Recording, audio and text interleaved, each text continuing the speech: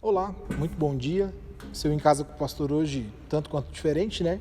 Nós não estamos nem na sala do Pastor Lúcio, nem na sala do Pastor Daniel.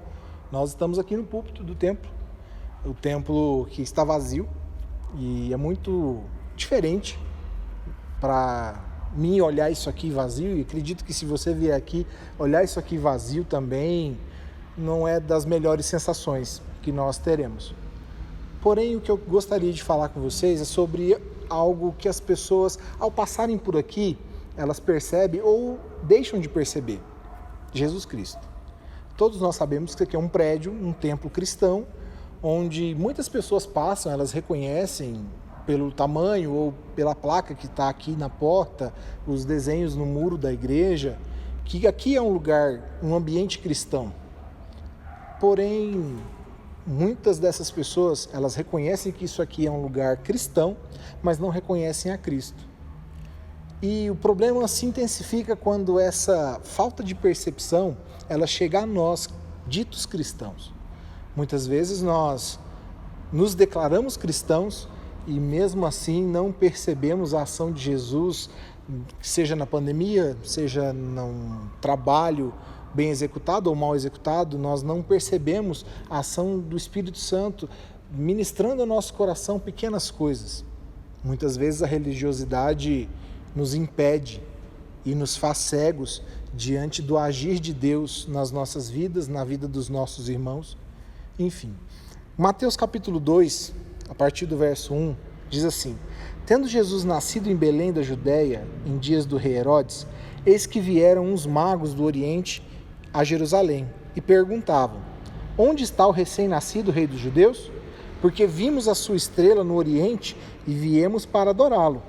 Tendo ouvido isso, alarmou-se o rei Herodes e com ele toda a Jerusalém. Então, convocando todos os principais sacerdotes e escribas do povo, indagaram deles onde o Cristo deveria nascer. Em Belém da Judéia, responderam eles, porque assim está escrito por intermédio do profeta. E tu, Belém, terra de Judá, não és de modo algum a menor entre as principais de Judá, porque de ti sairá o guia que há de apacentar ao meu povo Israel. Note que no verso 3, melhor dizendo, tendo ouvido isso, alarmou-se o rei Herodes e com ele toda a Jerusalém.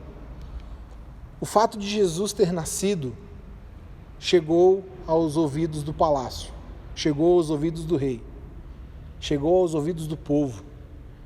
E é interessante notar que Herodes chama os escribas, os doutores da lei, e indagam eles: mas onde que esse rei dos judeus que esses caras estão falando, que nasceu, onde ele vai nascer? Então os doutores da lei mostram ao rei que é em Belém da Judéia. Todo o povo se alarmou, porém só os magos foram ao encontro de Jesus. Quantos de nós ouvimos a voz de Deus e não nos movemos em obediência a essa voz?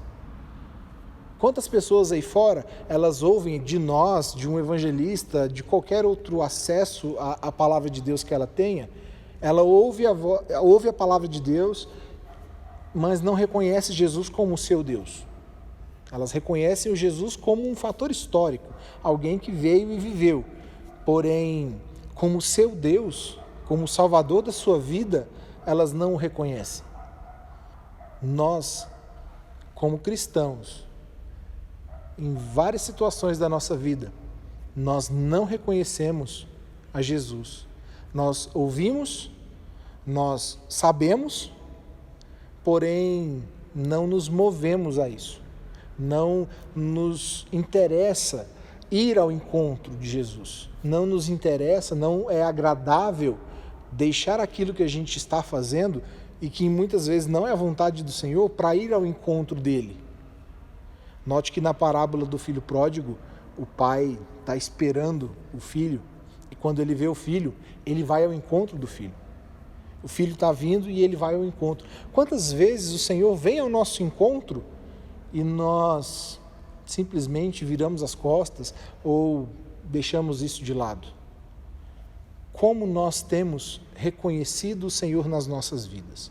Temos vivido um tempo de crise da pandemia, é notório para todos, e muitas pessoas elas têm sido afetadas por crises financeiras, crises na saúde, crises emocionais, crises espirituais, crises profissionais, crises alcançando em todos os lados do nosso cotidiano. Quantas pessoas têm sofrido com a fome? Quantas pessoas estão sofrendo com a solidão, com a falta de um abraço? Estar aqui hoje no templo todo vazio me traz uma nostalgia muito grande do culto, da comunhão, de estar com os irmãos, de abraçar os irmãos. Mas ao mesmo tempo eu olho isso aqui e vejo quantas pessoas passam aqui na porta todos os dias. Elas reconhecem que isso aqui é um templo, que é uma igreja, elas veem as placas, elas veem os escritos, mas elas não reconhecem o Deus que nós adoramos aqui dentro. Elas não reconhecem o Senhor que é adorado nesse lugar. Nós necessitamos olhar para Jesus e reconhecê-lo como nosso Deus, como nosso Salvador. Esses magos, eles vão ao encontro de Jesus, eles presenteiam Jesus. E o povo de Israel, o povo tido como os cristãos da época, como nós poderíamos nos dizer hoje, aquelas pessoas que são da igreja naquele tempo, elas simplesmente deixaram para lá. Esse tempo de pandemia tem afetado muitas pessoas quanto à sua fé, porque ser igreja é muito além de vir à igreja. Ser cristão está muito além do domingo à noite ou do domingo de manhã. E muitas pessoas elas têm deixado a sua fé esmorecer simplesmente porque não vêm à igreja. Isso não pode nos abalar. Isso não pode nos abalar. Estar aqui é um privilégio e é agradabilíssimo. Porém, nós temos outros meios. Esse meio com o qual você me ouve agora é um meio ao qual Deus está usando para você ouvir a palavra do Senhor. Nós não podemos esmorecer a nossa fé. Nós não podemos deixar de perceber Jesus. Nós não podemos deixar de ter interesse em ir ao encontro do Senhor. Nós necessitamos ir ao encontro dele. Esse mesmo povo que no capítulo 2 não reconhece Jesus, olhe comigo no capítulo 21, no mesmo livro de Mateus, capítulo 21, nos versos 9, 10 e 11. A multidão que ia diante dele e os que o seguiam gritavam: Hosana ao filho de Davi, bendito é o que vem em nome do Senhor, Hosana nas alturas. Quando Jesus entrou em Jerusalém, toda a cidade ficou agitada e perguntava: quem é este? A multidão respondia: este é Jesus, profeta de Nazaré da Galileia. As pessoas passaram com o tempo a reconhecer Jesus. Elas reconhecem Jesus entrando em Jerusalém como um profeta. Mas quando Jesus nasceu, elas não reconheceram Jesus. Nós não devemos estar com o povo de Mateus 2. Nós devemos estar com o povo de Mateus 21, que reconhecem Jesus. Nós devemos olhar tudo que está acontecendo à nossa volta, seja o problema que você está enfrentando, seja a dificuldade que você está enfrentando, ou seja, o milagre que você está vivendo. Eu não sei se você está vivendo um milagre ou uma dificuldade, mas seja qualquer coisa, veja a ação de Deus na sua vida, reconheça o senhorio de Jesus, que nós não nos tornemos religiosos ao ponto de sabermos toda a lei, mas a nossa prática ser ausente, ser uma prática fria, ser uma prática que não alcança as pessoas. Que nós possamos olhar para Jesus e reconhecer Ele como Hosana, bendito é o que vem em nome do Senhor. E que nós o adoremos.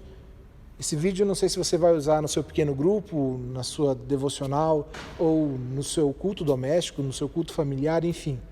Mas que você e eu possamos reconhecer que quando Deus vem a nós, nós necessitamos ir ao encontro dEle. E quando Ele está próximo, que nós não só o reconheçamos como Jesus, mas que nós o reconheçamos também como Senhor das nossas vidas.